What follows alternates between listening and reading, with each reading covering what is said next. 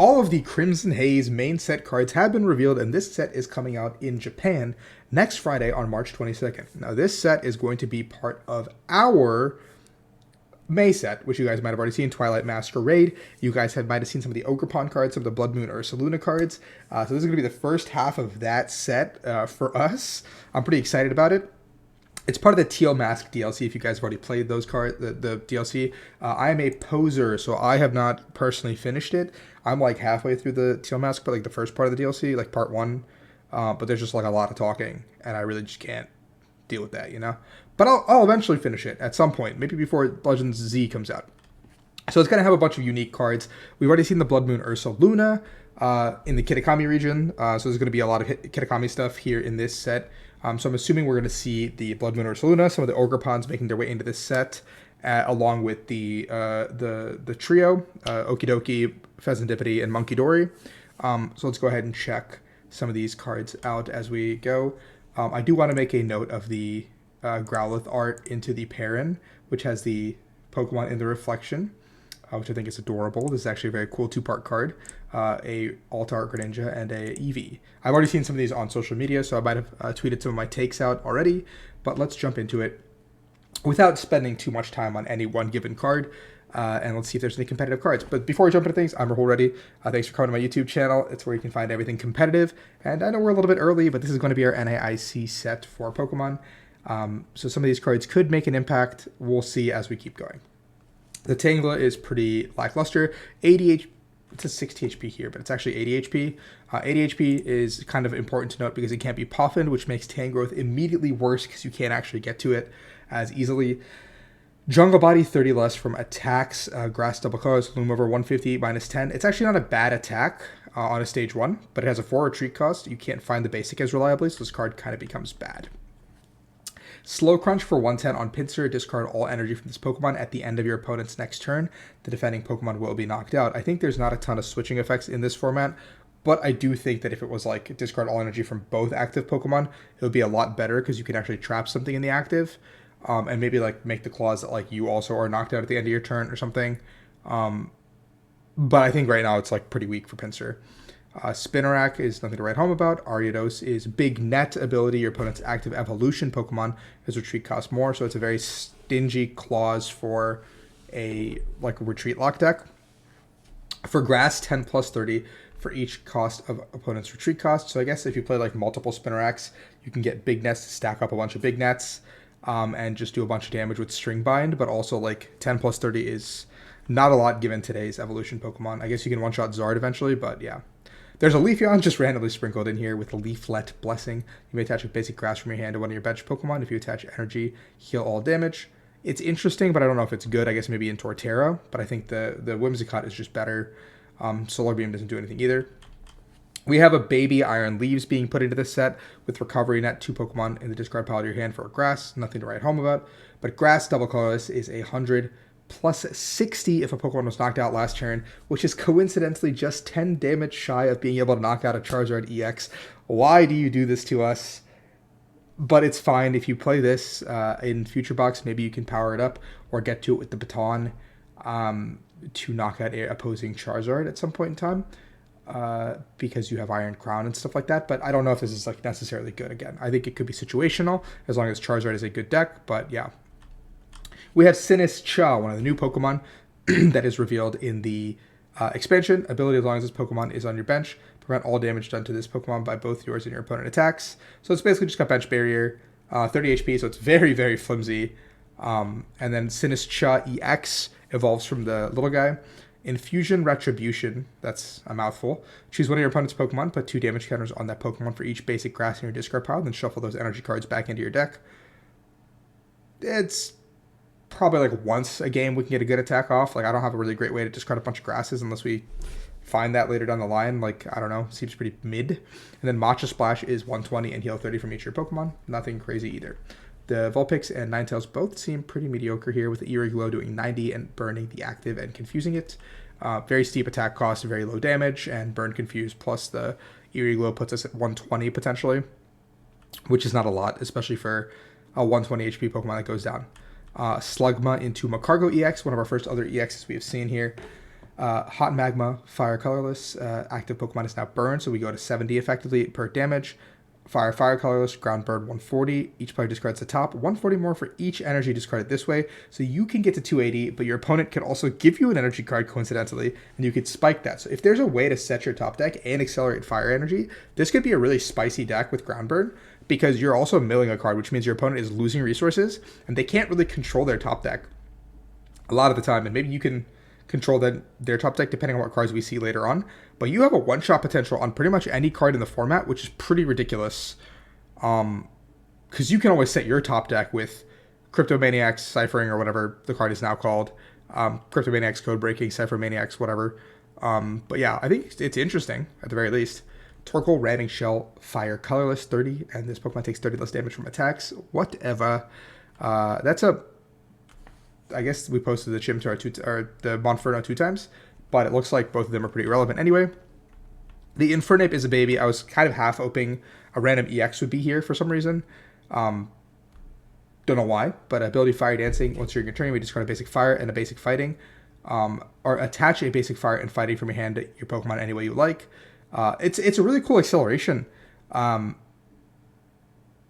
Because like if you have a deck that actually requires like acceleration, maybe this is like good for it, but getting it on a stage 2 is really difficult, I think. Continuing onwards, sorry about that disruption, we have Chi-Yu, the basic Pokemon with Allure, draw 2 cards, nothing crazy to write home about, but Ground Melt 60 plus 60 does 120 damage and discard the stadium. I think it's very difficult to use that efficiently, and it's a little bit too little damage. Like a lot of these small cards don't make a lot of sense to me when they're these big EX bulky cards that do a ton in the current existing format, because like why print cards like this when these cards exist? There's a Corphish and a Crawdaunt that both don't really do anything here. Another evolution, Glaceon here with Deep Chill, 30 at the end of your turn, put 9 damage on a defending Pokemon. That's not terrible, but again, it's a small Pokemon that gets knocked out pretty easily. Fion lets you get a basic Pokemon from your discard pile or supporter card into your hand, the discard pile, and 20 times each energy attached to your opponent's active. 20 isn't really a great number anymore. I think it's got to be like 30 or 40 at this point for some of these smaller cards for it to actually be impactful. We have a Froakie here that gets 2 Froakie and puts them onto your bench. So worse than Call for Family. I like this art quite a bit. I think this art's very cute. In general, we have a Frogadier with no water duplicates. Just give us water duplicates back, you cowards. A Numbing Water 20 if heads your opponent's paralyzed. Then there's a Cramorant here. Just, this is a cool looking art again, but Spit Shot, discard one energy, 120 to 1 Pokemon. But Triple Colors is steep, and I just would not play this card. Walking Wake, the Ancient card, has Aurora Gain, 20 damage, heal 20 damage from this Pokemon. And then Cleaving Wave, 20, and put up to 9 damage counters on this Pokemon, does 20 for each damage counters you put this way. So you can cap at 180 damage for a Water Colorless, which is really, really bad for the investment you're putting in, and you're also putting yourself within knockout range of pretty much everything in the game. Just, why do they print cards like this? I just don't understand. Zapdos is Lightning, Thunder Wave. Their para, Lightning Colorless, Thunderbolt, discard all energy from this Pokemon. Helioptile, draw a card. Okay. Heliolisk, Wild Charge 70 does 22 itself. Again, just another card that's just very mediocre and bad. Just bad. It's just bad. It's bulk. It's bulk cards. Then we have a Morpeko. Ability Snack Search, look at the top card of your deck. You may discard it. That's actually not bad, because you could just like reset your top deck or play in a way that you can dig a little bit deeper in your deck. Maybe some sort of combo deck that relies around making your top decks good or drawing into certain combo pieces. Like maybe this is just like really, really good. And if it's a card you want, you just leave it there. So this card could be really impactful, I think. And not even for pick and patch, but just Snack Search. Tadblub and Bellybolt are both nothing to write home about. Iron Thorns EX, we've already seen this card before. Initialize, when this Pokemon's in the active, Pokemon with Rule Box do not have any abilities, so it's a path to the peak, except for Future. So if you're playing against Future, they get stuff. And then Bolt Cyclone is actually a pretty good attack for Lightning double colorless. So you're effectively doing 120 with a double turbo. You move 1 energy from this Pokemon to one of your benched. So you basically keep cycling energies with Iron Crowns in play. So you get a ton of abilities or damage from that. And you can use batons and stuff like that as well with this card.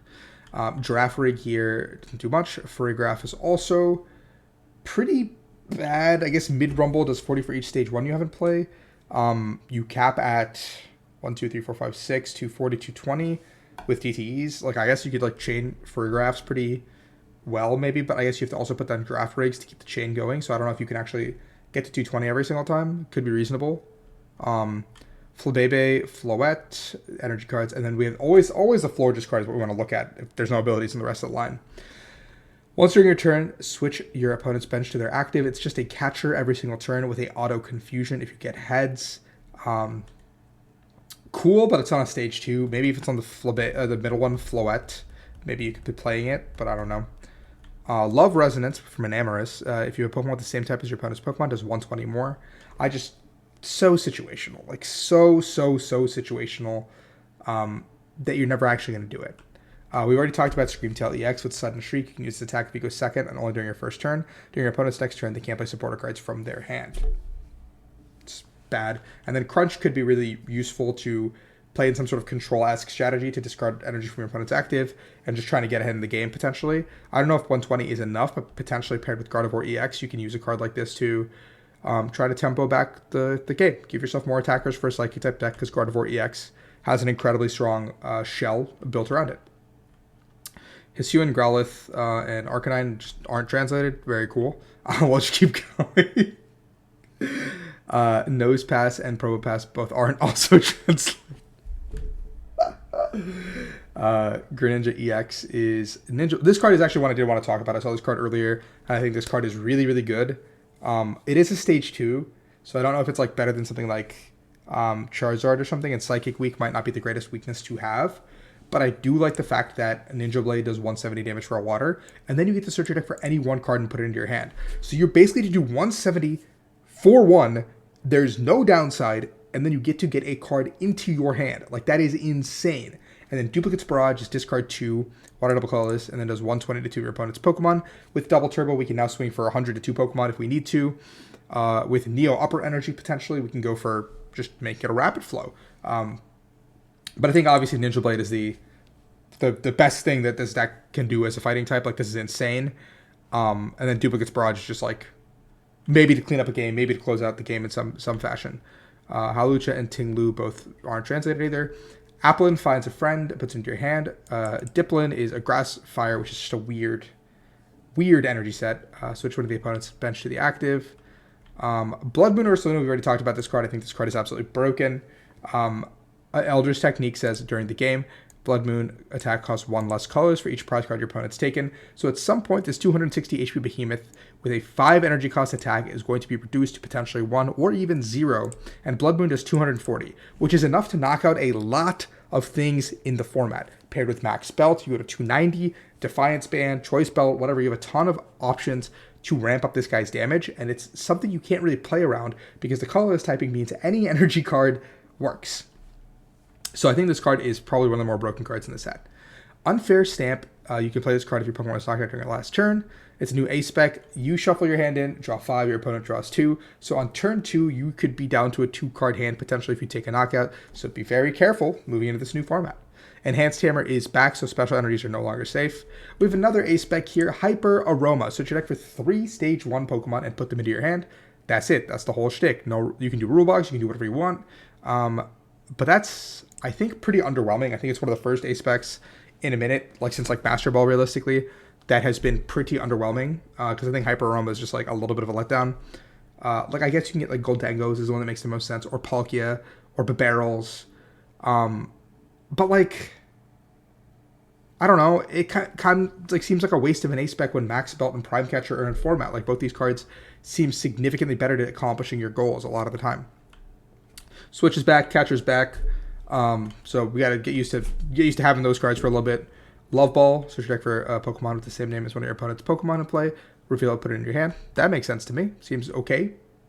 Survival Cast is the Focus Sash card when this Pokemon has full HP and would be knocked out. You put it at 10 HP remaining. That card can be pretty good. It depends, but I don't know what card it would synergize with well enough that you want to stay alive for one more turn, potentially. Maybe the new Ogerparn Hearthflame card.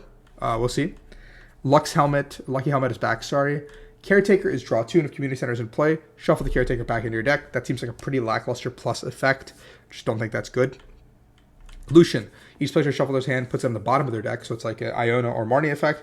If either player puts any cards on the bottom of the deck, they flip a coin. If heads, they draw 6. If tails, they draw 3. That is a very RNG supporter to reset up your hand, and I think no deck will actually feasibly play it, because even though you have the upside of potentially putting your opponent to 3 immediately, you also can go to 3, and that sounds awful. Perrin has already been revealed. Up to 2 Pokemon from your hand, shuffle them into your deck. Then search your deck for that many Pokemon, put them into your hand. So very situational. I don't think it's very playable. I'll just play a ton of Pokemon. Lana's Assistance we also talked about. Shuffle put any 3 combination of cards, Pokemon, and basic energy that don't have a rule box into your hand. The no rule box is a little bit tough to work with because a lot of the cards that we have in format that are really good are rule box related. So Lana's Assistance doesn't seem any better than something like a Super Rod plus an S-Ball combination. Community Center is a very funny card because it just makes Champions Festival a bad card now. Once during your turn, if you play a supporter, you can heal 10 damage from your Pokemon. If the stadium stays in play, that's whatever, it's the stadium rule. And then we already talked about Boomerang Energy, which lets you put this back into play if it was discarded by effect of an attack. So nothing crazy from this new mini set, I feel like. I think for sure Blood Moon Ursaluna is the standout card of the set. But I don't know if the other cards are really doing much for me. I think Unfair Stamp is the only other card that stands out to me, and Greninja. I think everything else is like pretty bad playability wise, but we'll see where it takes us in a couple of months. So thank you guys for watching. Hope you enjoyed this video, and I'll catch you next time for some more card reveals.